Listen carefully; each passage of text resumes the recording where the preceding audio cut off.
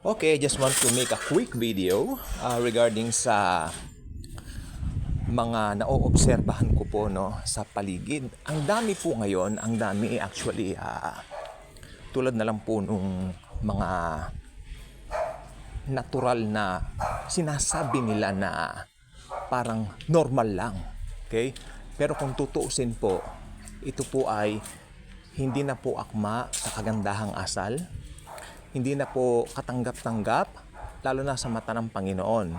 Ako po, I don't want to tackle, I don't want to specifically, tawag dito, pointing to something, no? But alam po ninyo, ang kaaya-aya sa hindi kaaya-aya at katanggap-tanggap sa hindi katanggap-tanggap. But kung Kristiyano ka, it's something that you really need to focus on so that at least yung sarili mo, alam mo, ma-check mo, hey, am I still, still practicing God's ways? Di ba? Am I still practicing the Jesus way? I mean, marami pong filosofiya na just because isang popular na filosofiya ng mga tao, parang nagmimistula na itong nagiging worldwide, no? Na tinatanggap na hindi man lang inaalam katanggap-tanggap ba talaga sa mata ng Panginoon.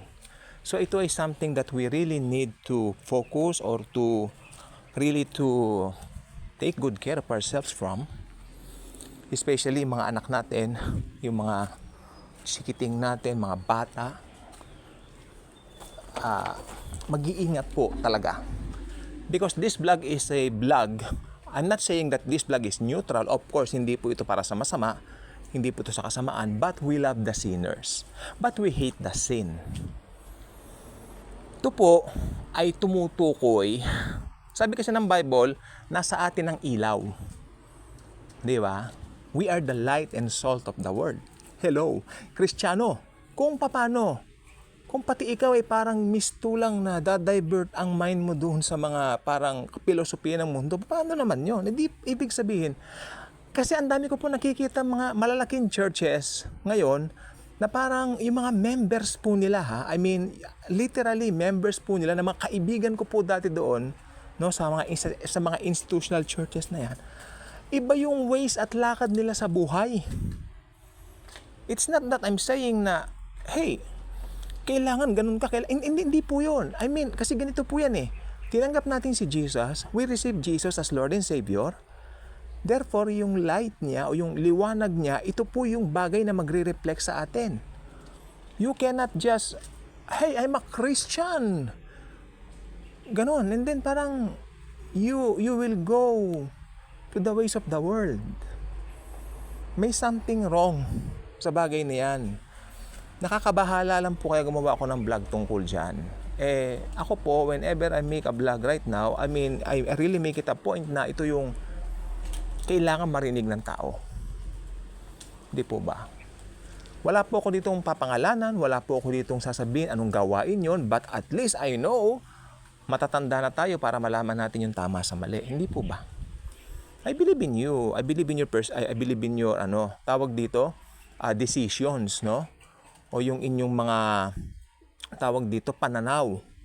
Kung alam ninyo yung tama o mali. Alam kong alam ninyo yun. Kaya ang nakita ko lang po, pasama ang mundo.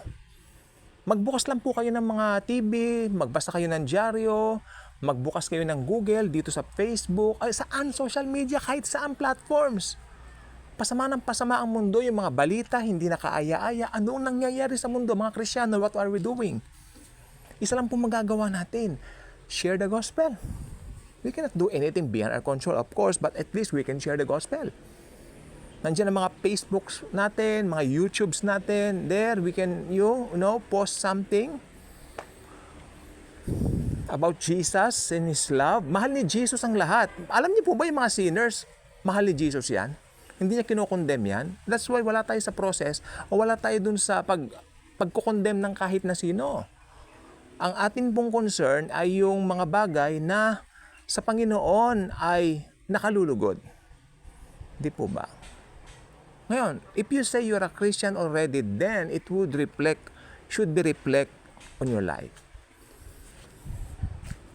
Mahirap po kasi yan. Kaya may kasabihan, Kristiyano sa, ano yun? Kristiyano sa nguso, pero hindi Kristiyano sa puso. Well, hindi ako magko-comment yan, pero ito ang gusto ko pong sabihin. Kung Kristiyano ka na sa puso, magiging Kristiyano ka rin sa nguso. Kaya kung hindi ka pa nakasubscribe sa ating channel, I invite you to do so. Click the notification bell, share the wonderful love of Jesus, share this video. Thank you, and Jesus truly loves us all.